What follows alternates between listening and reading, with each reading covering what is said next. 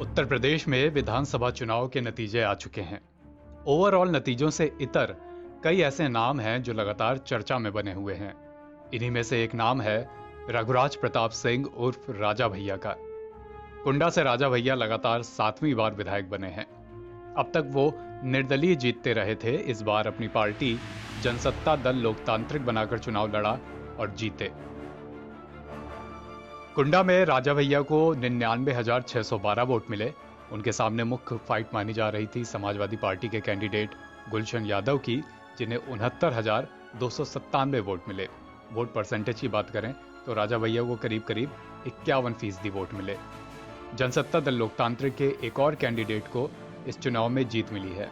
बाबागंज से विनोद कुमार को 67,282 वोट मिले, जबकि उनके सामने मुख्य फाइट यहां भी समाजवादी पार्टी के कैंडिडेट गिरीश चंद्र की मानी जा रही थी। गिरीश को 51,515 वोट मिले।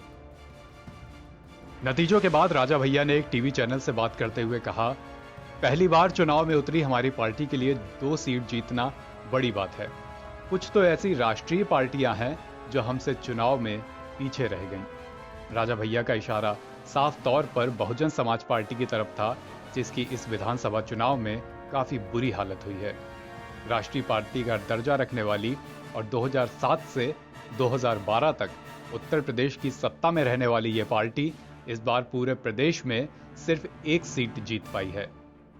बहुजन समाज पार्टी को यह इकलौती जीत मिली है रासारा विधानसभा सीट पर, जहां उनके प्रत्याशी उमाशंकर सिंह ने जीत हासिल की। 87,887 वोट हासिल किए और सुहेल देव भारतीय समाज पार्टी के कैंडिडेट महेंद्र को हराया।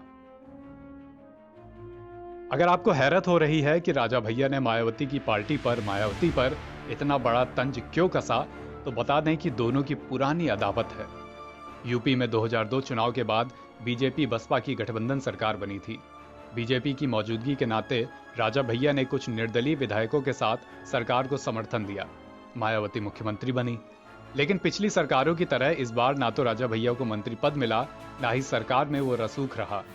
अपनी किताब Behen ji the rise and fall of Mayawati में अजय बोस लिखते हैं कि राजा भैया तमाम विधायकों के साथ राजभवन तक पहुंचे, इस ऐलान के साथ कि वो मायावती की सरकार से समर्थन वापस ले रहे हैं। लेकिन मायावती को दिल्ली से मदद मिल गई, अटल आडवाणी की जोड़ी से मदद मिल गई और वो इस संकट से निकल आईं। जाहिर सी बात है कि मायावती को राजा भैया की यह हरकत पसंद नहीं आई। वहीं मायावती से खुन्नस खाए राजा भैया ने अपने कुछ लोगों के बीच गुस्से में मायावती को कथित तौर पर जाति सूचक गाली तक दे दी। ये बात मायावती तक भी पहुंची। इसी बीच बीजेपी विधायक पूरन सिंह बुंदेला ने पुलिस में शिकायत कर दी कि रघुराज प्रताप सिंह, उनके पिता उदय प्रताप सिंह और भाई अक्षय प्रताप सिंह उन्हें धमकी दे रहे हैं, किडनैप करना चाह रहे हैं। राजा भैया पर पहले भी कई आरोप लगते रहे थे, लेकिन कल्याण सिंह और मुलायम सिंह यादव के मुख्यमंत्री रहते इन आरोपों पर बात कुछ आगे नहीं बढ़ी थी। लेकिन इस बार मायावती ने लखनऊ से आदेश जारी कर दिया कि राजा भैया सहित सभी आरोपियों को गिरफ्तार किया जाए।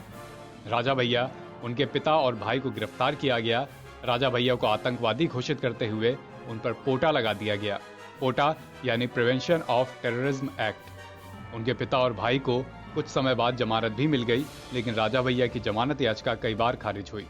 मायावती ने सार्वजनिक तौर पर कहा भी था कि राजा भैया की गुंडई को और बर्दाश्त नहीं किया जाएगा। कुंडा कोई अलग देश नहीं जहां एक व्यक्ति का ही शासन चले। लेकिन रघुराज प्रताप सिंह की किस्मत एक बार फिर पलटी।